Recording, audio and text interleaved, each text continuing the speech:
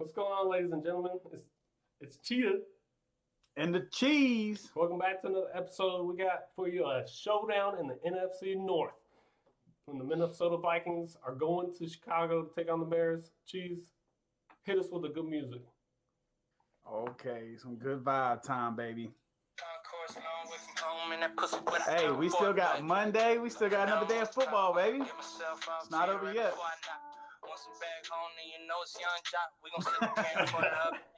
Oh, I'm feeling wavy today, as you can tell. I got my crazy shirt on and stuff. I'm just on them good vibes today, baby. That's what I'm talking about. Well, it is a good day for you too, because you did overtake the standings by one. I think it's your first lead all year. Comeback. Yeah. Well, we made a lot of good picks, a lot of iffy picks. It was about 50-50 this week. We did say that the Giants would win, and they took care of business. They are going from the bottom to the top, just like Drake always said. Anyways, Cheese, congratulations. Yeah. You want to talk about that Giants game first? Look, man, I picked that one right. I like what the Giants are doing. Daniel Jones didn't trip this time. And so he didn't trip. He scores a touchdown, man. It looked good. I don't think they have – who they have remaining in their division, I don't think they have a really hard problem with. But, yeah, man, Giants look good, and their defense are playing enough right now, and the Eagles are just deteriorating, man. So Giants played a good game, put it together on a nice divisional game, and came out with the win. That's only helping them and sitting them to put them in the driver's seat for that division. Yeah. And we've always said that the Giants kind of had a sneaky defense, and you were telling them week to week that the Giants are starting to put stuff together. Yeah. Especially offensively, defensively. It looks good what they're doing. Sorry, I got to get my charger. My computer. It's like it's looking me out right now. I'm seeing you moving around. Yeah. Got to give the fans a show. Yeah. No, I'm just kidding. All right, but Wayne Gallman going in clutch. He had a couple touchdowns. Darius Slayton did nothing, I don't think. Maybe did a couple things. But 93 receiving yards, that was pretty good. You're usually reading over the stats. 27-17, that was a battle of basically the worst division in football. So it was hard to keep up with this weekend, but we did throw some money on it. And we got some.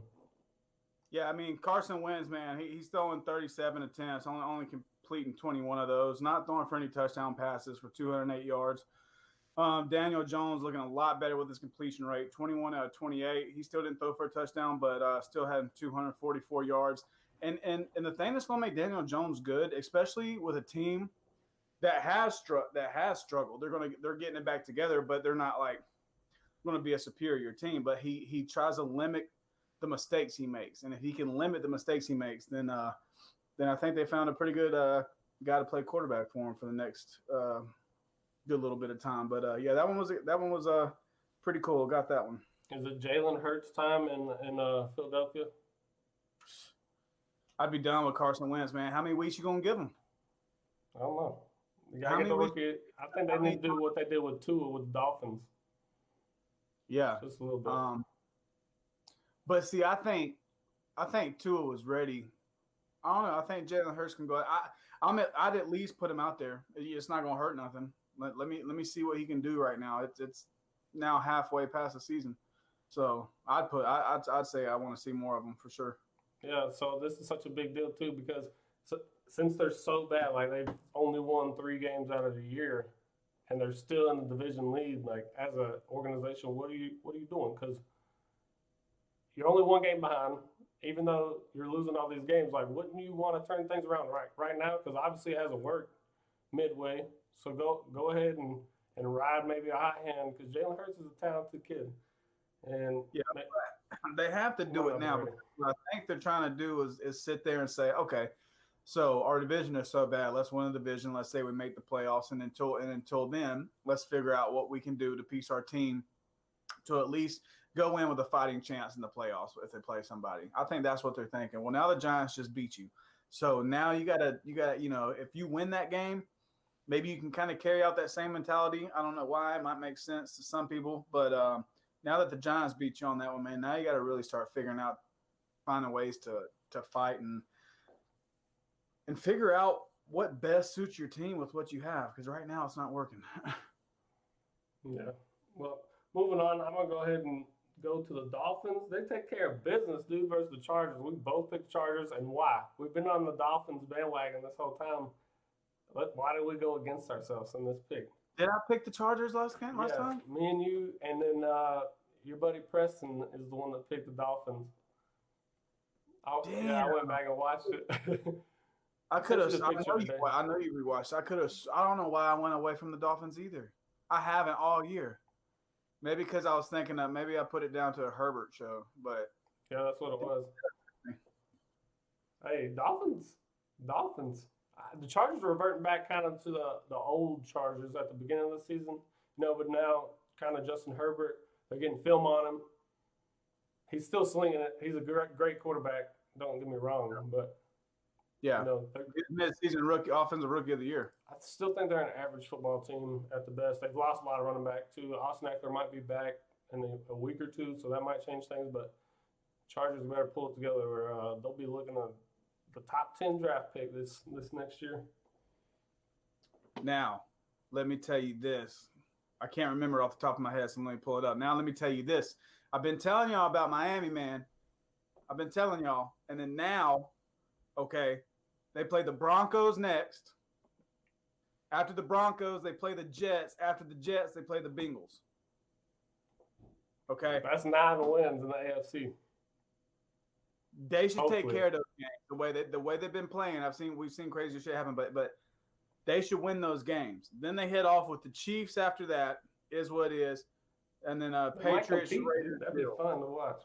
If Tua's like crazy. They win those next 3 games, and then they can top off the Patriots. Then I don't really care what kind of happens with the if they win or lose against the Bills in the last game for their division wise, because I still think they can squeak in and make it, man. We said about week 4 or 5, like, watch out, they could actually make the playoffs, which is crazy because everything looks good. Everything's sitting in their corner right now for what you would want to just say, hey, we made the playoffs. So I don't know. Tua is a real deal. I like Herbert too. I like watching both of these guys just because both of them, going against each other, being young. Tua did throw for 2 touchdowns, 169 yards, not absolutely taking the top off of anything. But, defenses came and did what they had to do and play, especially Miami's defense, man. Miami's defense is just, they're kind of relentless. They smother you. And I like that. They don't do anything too crazy. They stay at a good basic game plan. They'll send pressure when they need to send pressure, and then they just smother the piss out of you. And that's what turns the ball over, and that's what can also help you win a game. Yeah. Obviously. So I've been on Miami, man. Yeah, watch out for them, dude. Defense wins championships, and they might have a little bit of edge. Next game we're going to talk about, let's get this one out of the way, the Browns versus the Texans. It was a 10-7 game. Both teams are pretty sorry. Yeah.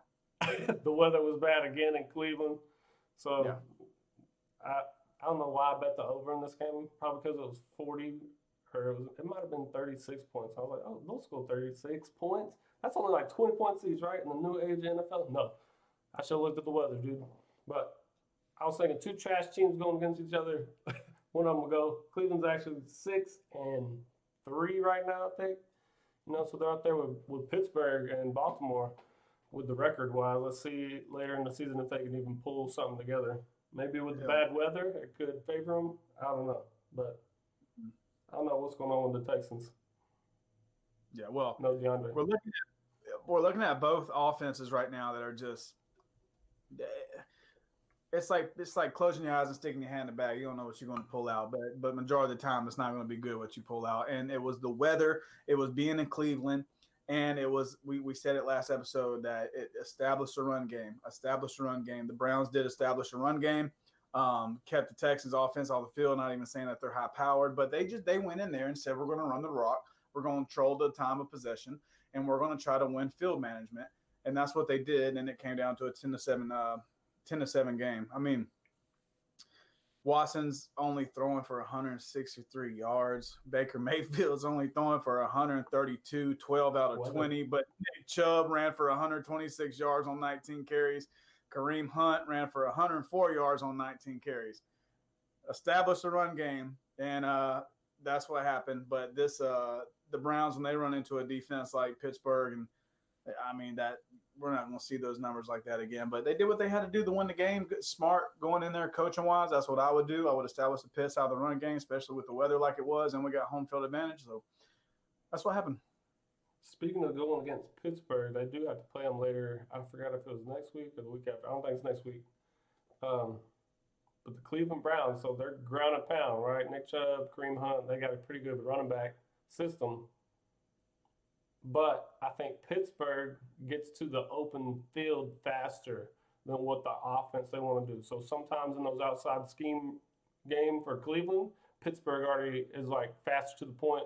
So a positive usually versus an average defense could turn into a huge negative and put you behind the sticks. And that's where I think Pittsburgh gets in those advantageous situations during games. So I don't know, Pittsburgh's undefeated. So moving on, let's go to Pittsburgh right now, dude. They ended up handling business versus the Bengals, a divisional matchup. Joe Burrow, I don't know, man. He looks good, but I just don't think that against, like we said, Pittsburgh, that he's ready to even face that kind of talent. Yeah, well, I think him, Herbert, and Tua. I mean, we're looking at what can be the some young bucks that could definitely be future guys for the NFL quarterback wise. He comes to a Bengals team, and we've seen quarterbacks go there and just deteriorate, and you forget about them. And I don't think he's going to be one of those guys. He did throw 213 yards with a touchdown in the air. But Big Ben, man, 333 yards with 4 touchdowns. That dude's not playing. They couldn't establish a run game, but Big Ben totally took that and took advantage of those weak corners and found a way to get it done. Neither one of these teams, I don't think you're going to establish a run game against the Steelers anyway. The had 48 yards rushing, was their highest rushing for the Bengals. So they try to make them one-dimensional, and Joe Burrow can only get about 213 yards, I would say, which is not bad for him, especially if you're trying to make him one-dimensional against the Bengals team. But Big Ben went in there, found a way to get it done, and that defense is going to help you out, and it's damn sure helping Big Ben out. So Steelers still look like what they were supposed to look like. Well, if you started all the Steelers receivers, you probably did well in fantasy this week. Next game, let's go back to the 49ers Saints. Drew Brees ended up getting hurt in this one. Punctured lung. I think he might be done getting his radio broadcast career. Punctured lung. I knew he went out, but I didn't know it was that. Yeah. So I don't know. He's an older guy too, so that might take longer to recover from than what you typically would. Maybe like a Tyrod Taylor. That's what I looked up today. Tyrod Taylor, it took him about 8 weeks to actually recover and get even activated back. So do they take that similar approach with Drew Brees? I don't know. I doubt it. That's why he signed that contract already with the radio broadcast. And he's older, and I don't know like he's my damn neighbor, but he perceives to come off as like a family man as well. And he's getting older, and he's got a bunch of sons. So I see him kind of taking that little lighter of a load off, being able to spend more time with his family, still around the game right now, trying to broadcast and stuff. And but Jameis Winston, baby. Yeah. Well, that puts him out of the running. Him and Tom Brady for the touchdown. Now Tom Brady's gonna run away with it, dude. Yeah, I know it. I called it anyway. But just like yeah, you did. He might have caught back up after this last week. I don't know what the final thing is, but yeah, it don't matter. I mean, that's disqualification. That don't count. But Jameis Winston, man. Go, you can't sit him down forever. He's going to find a way. That's crazy. I would start Hill. That's what I was thinking too, but I don't even want to touch that. But then I start thinking this: they're going to put Winston in that way they can. And then honestly, I would try to get a little 2-quarterback system because they have so many play designs where Hill is not at quarterback that are really, really effective for them, especially average to big plays in big games with Hill. And so do you totally 100% cut that out, or do you try to utilize it as much as you can right now until your hands are tied? So I don't know. I feel like Taysom Hill doesn't ever have pressure on him, so we'd see what happens if he has pressure. You know, he's really fresh. They use him a lot in the packages and stuff, but they usually sub him in and out consistently. Oh yeah, no doubt. But I think there's packages designed that's based around him when he's in, though, for sure. Yeah. Yeah, But Tanner ended up saying Winston should be the starter, and I agree. I think he should. I just think he did pretty good at the Bucs, but he just threw so many interceptions. Yeah. He went 30 for 30, baby. Ain't nobody else did it like him. He's definitely been like, here, go take it, and give your guy a chance at least. I did watch him to that because I also think he has that mentality. I just don't. I mean, he needs to think a little bit more because he's had. I think Jameis Winston goes to balling out a little bit, and he's like, "Yo, I'm that dude. Watch this touchdown number 3 of the game, but pick." And so I think that's when it really hurts him. But now he has been sitting under Breeze, and he has been sitting under that offense that traditionally always gives teams some problems. And I think maybe if he can slow it down a little bit, make some decisions, say F the stats and use your check downs and things and not try to just chunk it deep, just try to show everybody that you can throw that thing so many yards, then he might be all right. I mean, he didn't look absolutely, he might be the new Bridgewater, goes in, goes crazy at the last of the season, and somebody else picks him up. But he didn't look awful when he was in there, honestly. And the dude did throw for 30 touchdowns last year. He did throw for 30 interceptions as well. So he's a big ass question mark. He's been a question mark since he's came out. Can he mature and he can lead the team? I believe that. I believe he leads the team. He does. I think he does all right. Especially Tanner's saying he'll do well in Peyton's offense, and I agree. You got Kamara back there. You know what I'm saying? You got a 2-headed running back system, Kamara, Latavius Murray, where you don't even have to put so much pressure on him. So yes, he would be the guy probably to start. Going back, we haven't even talked about the Panthers versus Bucs because I didn't really want to get to this one, but since we're talking about Teddy B and him getting hurt, he got hurt. He tore something. MCL or it's a sprain or some stuff, and they say he might be, but I think they should just rest him. Play the backup, PJ Walker. Why not? You just got embarrassed on national television by Tom Brady. This is not how I envision the Panthers losing to Tom Brady, and I hate it.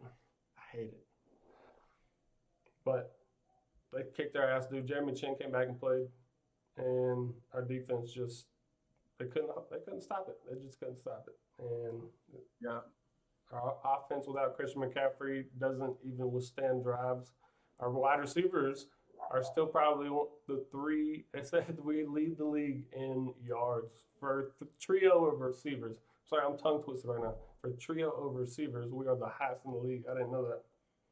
But doesn't matter when you get beat 46-23. And it was heartbreaking. Next game, please. I don't even want to talk about it.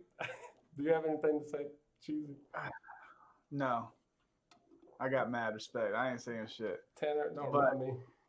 But woo! You see what I changed to today, right? We go to the next game now. That's all I'm gonna say on that one. All right. Let's go to your Packers Jaguars. They almost pulled one out, an upset right there. What happened? Yeah, it was 40 something mile an hour winds. It was kind of trash environment to play in. Jaguars were playing. I watched the whole game and I was mad on certain situations, but we had our starting corners were out, so that struggled on the defense and hurt us for sure. Especially when you have all your starting corners out. It's kind of like, well, damn. Hopefully the next guys can step up and get things done. And Jacksonville's playing like they don't have anything to lose because they don't have anything to lose right now. And one thing I don't like about Green Bay is we will play to the potential of who we're playing. And that always aggravates me. We play a really good team. We can come out and play on all cylinders. We play a really crappy team. We go out there flat. Aaron Rodgers just over there laughing, waiting for the last drive to just be like, oh, yeah, you forgot about this. Yeah, toss it over. And Lazard is going to come back for us, which is going to help out a bunch. But one thing I am kind of happy right now as a Green Bay Packer fan to see Valdez-Scantling stepping up with 4 receptions, 149 yards, and a bomb touchdown. Devontae Adams is still going to be where you need him to be. Tonyan, that tight end, I am really, really, really, really liking him because he blocks his ass off as well. If we could actually just be fully healthy, it would be pretty nice. To be in the spot that we are right now after the injuries we've went through is pretty good. Jacksonville is just trying to figure out who they are, and defensively they're playing extremely scrappy. They just can't put it together fully offensively because I don't think they know what direction to go into. But I'm glad we got that one out of the way. And yes, damn, that was too close for my comfort. But wins the win, I'll take it. Yeah. Next game, Washington Lions. Lions ended up getting caught up to. They were dominating them at the beginning, then Washington came back. I thought I picked the Washington football team for some reason. Ron Rivera was on my mind. I was just like, let's do it. And then you guys got me on that one. Y'all both picked NFC North Lions. So that means the Lions are still in the race. You Packers better not mess up. Tanner's over here saying we're not contenders as of right now. He said Packers got punched in the mouth. So what you think about that Lions team with Matthew Stafford? I ain't worried about the Lions. They can't coach worth a shit. They got some good talent around them. I mean, that shows you right there how much better of a coach Rivera is than old Chubby Chubbs over there with the big old beard. I don't even know his name. But the way that they caught up to them in the NFL and was able to adjust, and the Lions couldn't adjust to those adjustments and bring it back into a 3-point game, that's solely on coaching right there. Lions have never been able to win the big game since like Barry Sanders. And I still don't think they wound up winning the big games. They wound up winning games like this and being about mid of the travel of our division, and that's it for them. And they stay about mid-range, so they never get amazing picks. So Tanner says Patricia sucks at coaching. Lions aren't even going to the playoffs. LOL. It's just a thought because you still got to play them at the end of the year, and how that goes. Yeah, good. But yeah, Patricia, he's not a good overall coach in my opinion. Defensive coordinator, yeah. Overall coach, no. Going to the next game, Raiders versus Broncos. Raiders took care of business. Josh Jacobs and Devontae Booker going off. They got a lot of touchdowns. Both of them, 2 of them. Derek Carr didn't really have to do too much. Broncos are divisional opponent. Broncos kind of look like trash. Drew Lock might not be the guy. If you've watched my previous episodes, I'd be like, I'm a believer in this guy, but now I'm wondering because he's got a lot of talent. I don't know if that's the OC or is that him.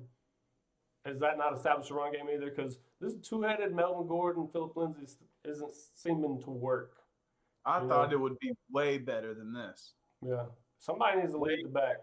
Like, I like a lead back, and then on certain situations, on like 3rd and 15, then the scat back gets out there. You know what I'm saying?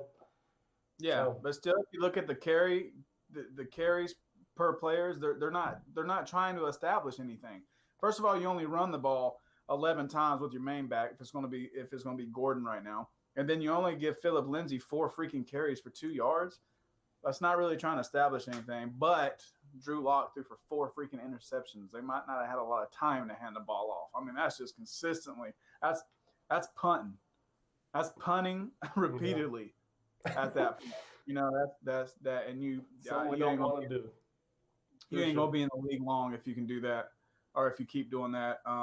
Jacobs had over 100 yards running, and then Booker also for the Raiders had 81. I mean, that's establishing things. Derek Carr didn't turn the ball over, so that's Raiders look good, man.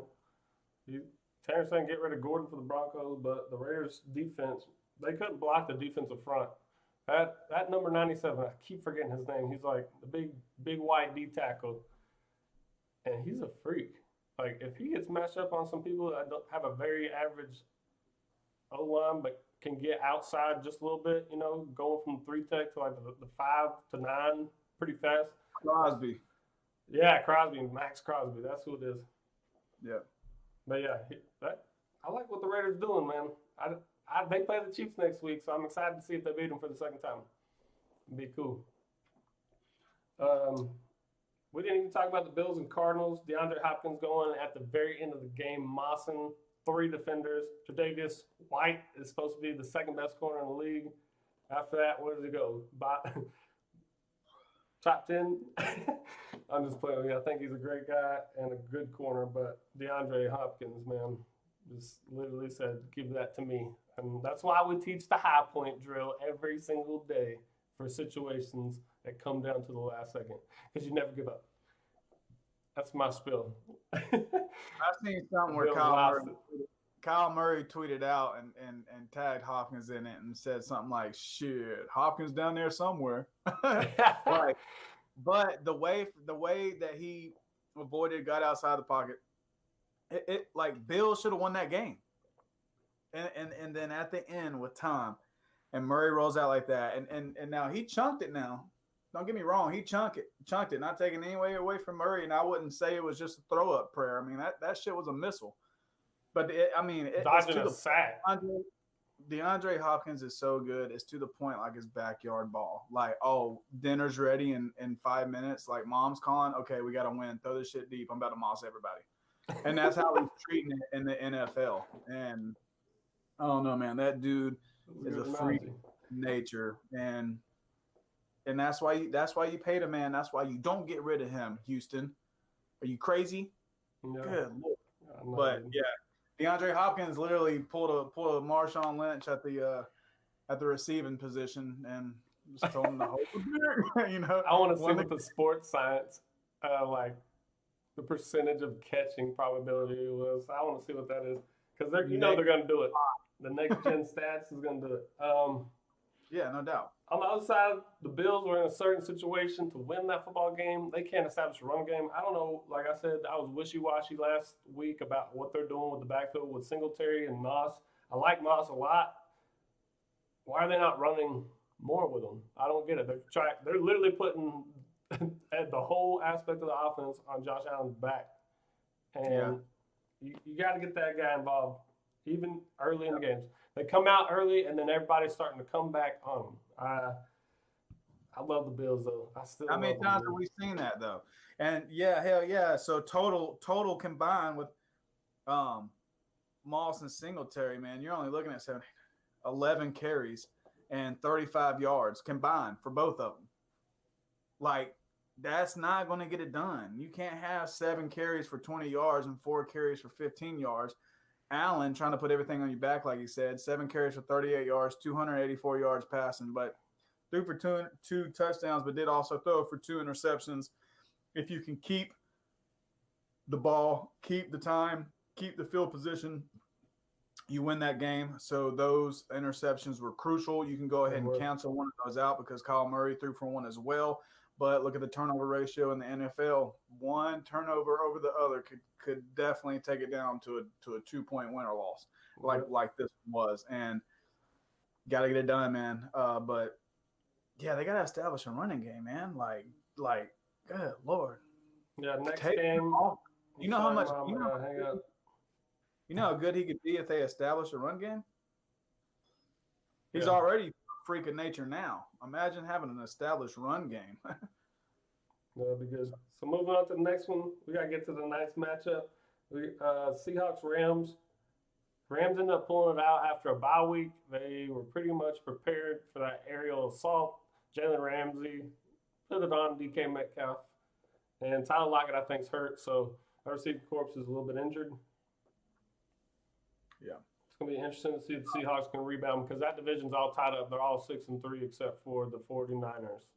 And they're not too far behind. They still got 4 wins under their belt. So that's a close NFC West to watch. Yeah, I had high hopes on Seattle and Russell. Russell throws for 2 interceptions. Ramsey literally said, "Where's your best player?" Okay, I'm going to shut him down. Shut him all the way down. All the way down. Yeah, man, I'm kind of pissed off with Seattle. St. Louis found a way, or St. Louis, Los Angeles found a way to get it done. Yeah, both these teams are falling in that mediocre category for me, to be honest with you. And it's like the Rams are going like this, and Seattle's going like this. And we've seen Seattle do that multiple times toward the end of the season, and I don't know why. Start off strong as hell and then fade out. Yeah. We've seen Bills do it for the last few seasons too. So I don't know, man. We got. Let me actually look this up while I'm here. Who do they play next? The Seattle. Seahawks. They're at home versus the Cardinals this Thursday. Tune back in for Cheetah and the Cheese on Thursday. Yeah, they're not getting any. They're not getting any guineas we'll get to right that now. one. So it's going to be interesting to see, man. Yeah. Next game, moving on. This is the last one we'll talk about before we get to tonight's matchup, which is a big NFC North divisional matchup. Ravens versus Patriots. The Ravens kind of got exposed, but the weather was real bad. Lamar had opportunities at the end of the game to kind of get them in there, but you can't. I don't know. I don't know what's going on with that Ravens offense. Yeah. And the defense is still holding on. Cam Newton, was burning clock over there. It was a very, very similar base game. They didn't really have to throw the ball too much. But they got ahead early and stayed ahead because that defense in New England is still that defense in New England. If they had all their people back, like that didn't just cop out because of COVID or just wait till next year and stuff, their defense would be a hell of a lot better than what it is now. And that's what's crazy to me. Scam Newton Tenner. Lamar Jackson is doing as much as he can. They're not establishing a running game. Their leading rusher was Lamar Jackson. No shock in that. The next one behind that was 7 carries for 42 yards with Edwards. So you got to take some pressure off of these guys, and we're seeing the good teams do it, even if it's defensively or even if it's play calling. Get some pressure off these quarterbacks. Start establishing stuff. Start getting in a rhythm. It's kind of just turn into possession by possession. What can we do? How can we find a way to kind of bust a big play? No, they need to start establishing things and being a little bit more schematic to it. And the reason that they didn't establish a run game, I think Bill Belichick did a good job with realizing that and kind of utilizing that to his own favor and controlling the clock. And that's how they tried to come out and came out with a win. Also, turnover ratio, you're looking at, 1-0, Lamar Jackson throwing an interception. And NFL, any league, but especially NFL, close games like that, man, turnover battle is a Bill big Belichick coach thing.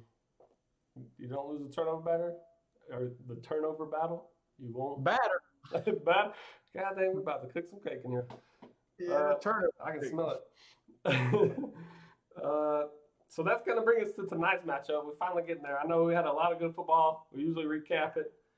A lot of good matchups next week. I can't wait to talk about on Thursday and Saturday, kind of the next games.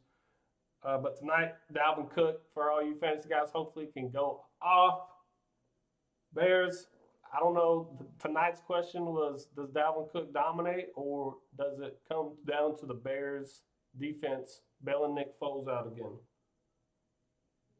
I don't know. Can they save him? Yeah, dude. I think looking at it too, I think the Bears are more banged up right now. They got more people out, more key players out for sure, and more people out. David Montgomery's out. In their defense, they're a little bit more banged up. If Kirk Cousins just is not a freaking